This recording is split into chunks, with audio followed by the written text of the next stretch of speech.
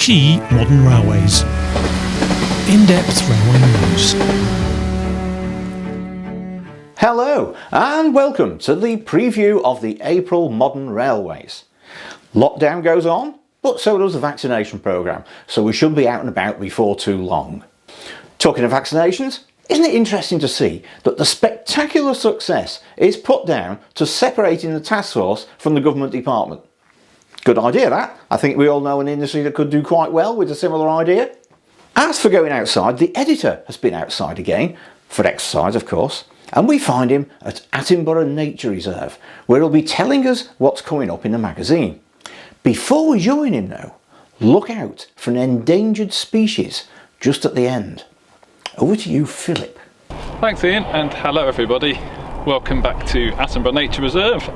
Back out and about, and it's a lovely sunny afternoon today, and it's great to be with you to talk about the April issue of the magazine. As you'll clearly see from the front cover, lead item is about HS2, and we have a suite of features for you. HS2 obviously is a massive project, there's a lot of investment going in, and there's going to be lots for us to report on.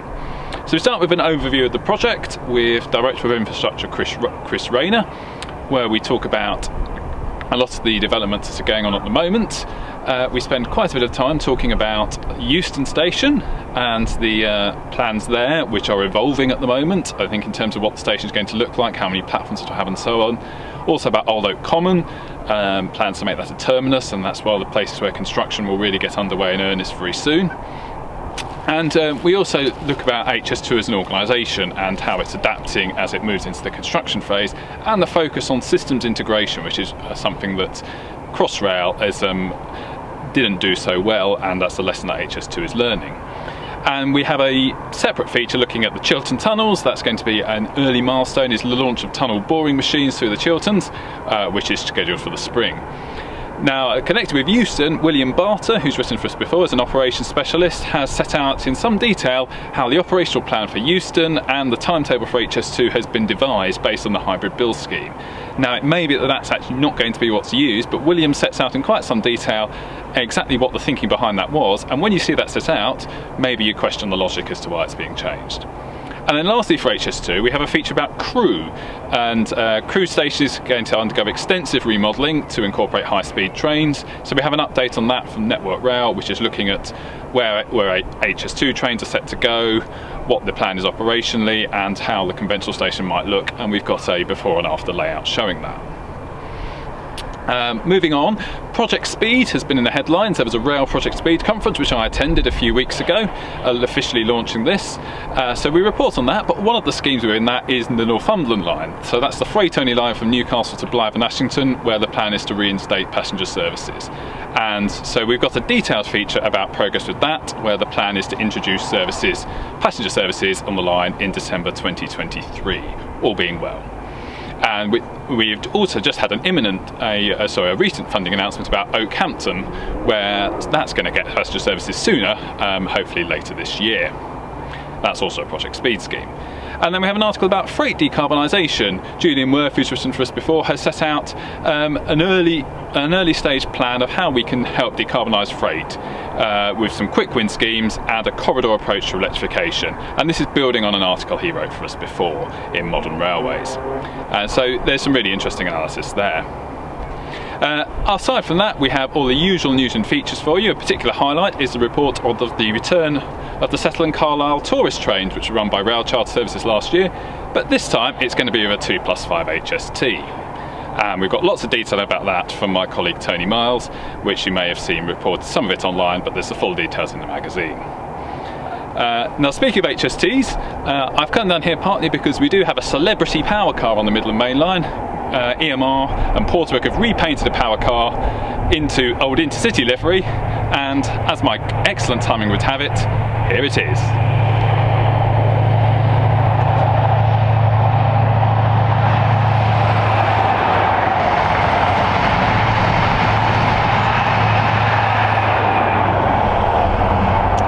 Well, that certainly makes a fine sight, doesn't it? And I've been down here locally a couple of times. It's been an easy distance for me to come and see it. Hopefully I'll be able to travel behind it before the EMR HSTs come out of service in May. So that's a brief summary from me of what's in the magazine, and I hope you enjoy it as ever, and I look forward to seeing you again when hopefully we should be out of lockdown formally for the May issue of the magazine. Thanks very much, and back over to Ian. Thank you, Philip. Great stuff. Eat your heart out, Portillo. Much as I criticise government policy on railways, I'll forgive them a lot as long as they crack on with HS2. If you follow the current railway scene, you can't help but notice the number of vehicles going for scrap at the moment. You can hardly open up Facebook without seeing the booming traffic in Scrap Train. It's almost like the end of steam. This all started about 10 years ago when I remember my directors in Portsbrook confidently predicting that they can't afford new trains. How wrong we all were. Or were we? Maybe the department couldn't afford them, but bought them anyway. Did the famous spreadsheet have a rogue cell? I don't know, but I know a man who does, and here he is now. Roger. Hi there. The common theme running through this month's Informed Sources is money, which is not surprising because it's what the railway runs on today. The first item looks at the cost of new trains. The Office of Rail and Road recently brought out an analysis comparing the cost of the train fleets to the passenger train operators with the similar costs 5 years ago. And the bad news is that trains are costing the operators about 80% more. This, of course, is due to all the new trains that have been entering service. At the time they were promoted, it was a case of cheap trains, cheap money, we can afford them. But of course, cheap is relative, and the trains they're replacing are old ex-BR stock, which are cheap as chips, and the costs have gone up considerably. ORR also provided some detailed figures for individual train operators, and some of these are quite shocking. And we also find out the true cost of the Intercity Express programme, which I tried to work out when the contracts were being let. And I'm about 20% out, so not bad going. The second item is all about lockdown and what it's costing and when we might come out of it.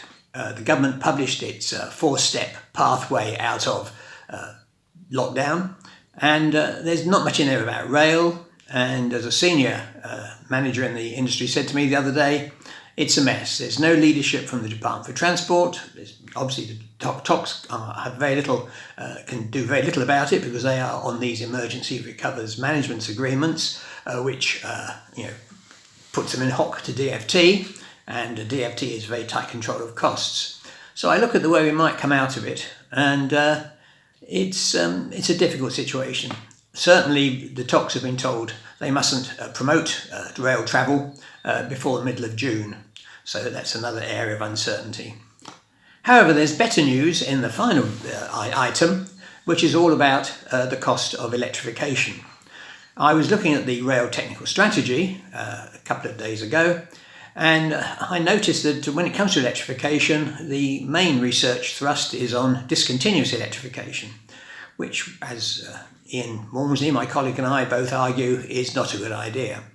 I think that the real area for focus of research should be on the simple things that cost money.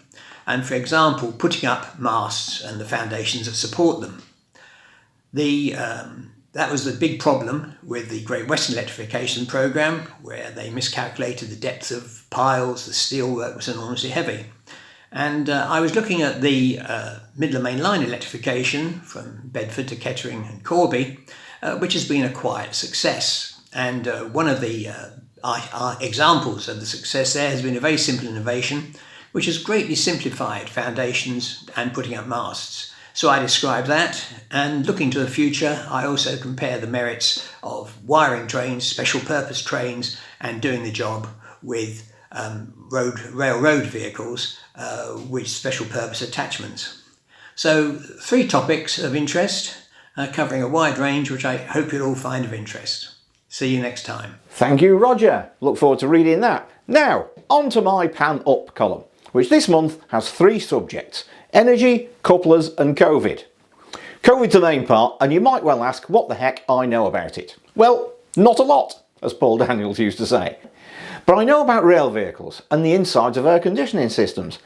I see Network Rail are advertising again on Facebook to proudly show how much fresh air is brought into railway vehicles. Because we all know fresh air is a good thing. So what's been done to increase the fresh air coming in? What modifications have been tried out? Well, suffice it to say that it won't be another disability bonanza for the repair industry. On energy, I was taken by Bill Gates' book on climate change, which has some good lessons for the rail industry if we choose to learn them. Roger's first law states that we should never expect policy on railways to be rational, and it seems this could be extended to the environment as well.